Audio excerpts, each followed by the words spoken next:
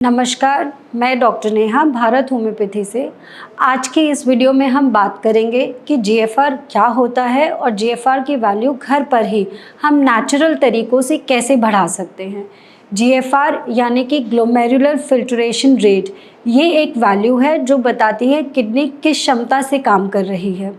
इसकी normal human beings में जो वैल्यू होती है वो 120 के ऊपर होती है और जब किडनी का कोई भी डिसऑर्डर होने लगता है तो स्टेज 1 में इसकी वैल्यू 120 से 90 के बीच में आ जाती है और इस स्टेज में पेशेंट को कोई भी सिम्टम नहीं होते हैं। ये आइडेंटिफाई करना कि पेशेंट एक किडनी पेशेंट हो गया है, ये बहुत मुश्किल होता है इस स्टेज में। स्टेज 2 वैल्यू होती है जब हमारी जीएफआर की वैल्यू 89 to 60 होती है।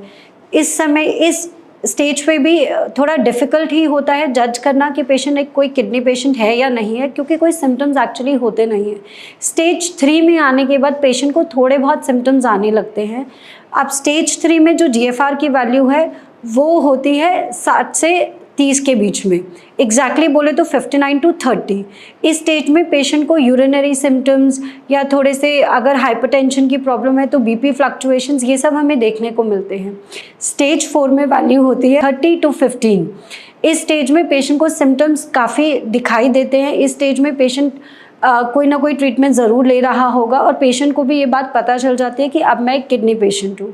स्टेज 5 की वैल्यू इज़ लेसर देन 15।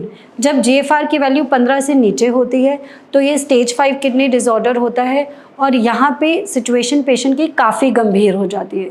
एक वैल्यू और होती है जिसे हम जीएफआर लेसर देन 5 से नीचे की कम की वैल्यू बोलते हैं, उसे एंड स्टेज रीनल डिसऑर्डर कहते हैं, यानी जब किडनी सिर्फ 5% काम कर रही होती है। जीएफआर को कैलकुलेट करने का एक फॉर्मूला होता है जो कि हमारे एज और क्रिएटिनाइन, जो हमारे ब्लड में क्रिएटिनाइन की वैल्यू होती है, उससे डिफाइन किया जाता है।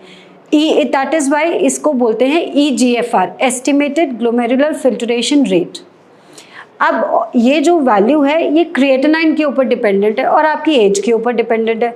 अब ऑब्वियसली एज को तो हम चेंज नहीं कर सकते, पर क्रिएटिनाइन की वैल्यू को चेंज कर सकते हैं।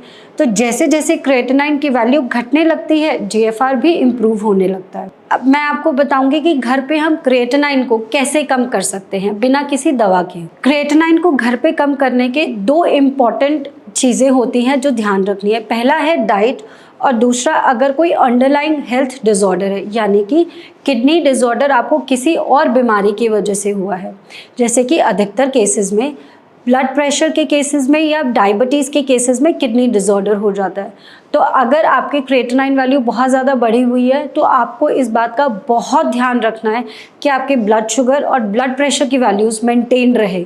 चाहे आप कोई भी तरीका फॉलो करिए, but it is very important कि आपका blood pressure, blood sugar regulated रहे।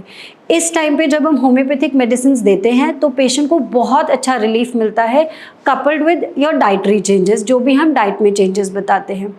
सेकेंड इम्पॉर्टेंट पैरामीटर है जो भी हम डाइट में चेंज करते हैं, जो कि डायरेक्टली आपके क्रिएटिनाइन लेवल को बैलेंस करता है, थोड़ा कम करता है। सबसे इम्पॉर्टेंट हो गया कि हमें पेशेंट को लो सोडियम डाइट देनी होती है। नमक या नमक से जैसे वाइट सॉल्ट होता है, ये सब आपको कम खाना है।